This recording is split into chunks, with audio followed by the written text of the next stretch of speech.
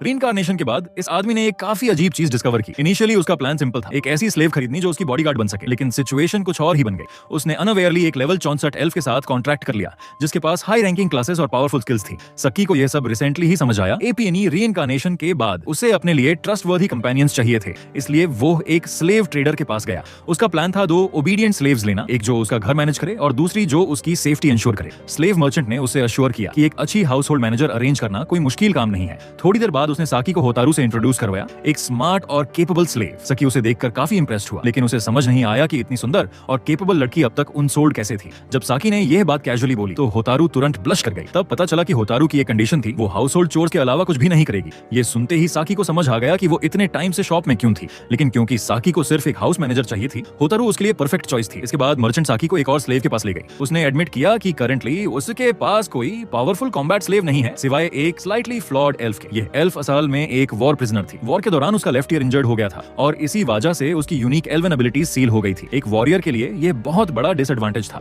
लेकिन मर्चेंट को यह नहीं पता था कि सकी के पास उस इंजरी को इजीली हील करने की एबिलिटी थी। जब सकी ने एल्फ के स्टैट्स चेक किए तो वो कंप्लीटली शॉक्ड रह गया। अगर वो उसका लेफ्ट ईयर रिस्टोर कर दे तो यह एल्फ तुरंत एक एक्सट्रीमली पावरफुल एलाई बन सकती थी। सकी ने बिना हेजिटेट किए कॉन्ट्रैक्ट के लिए अग्री कर दिया। उसका कॉन्फिडेंस देखकर एल्फ खुद भी स्पीचलेस हो गए। जब मर्चेंट को साकी का प्लान समझ आया तो वो हंसी, क्योंकि वही इंजरी उस एल्फ के अनसोल्ड रहने की सबसे बड़ी वजह थी। कुछ ही देर में मर्चेंट ने सकी के दोनों स्लेव्स के कॉन्ट्रैक्ट्स फाइनलाइज कर दिए। पेपर वर्क कंप्लीट होने के बाद सकी दोनों लड़कियों को अपने घर ले आया।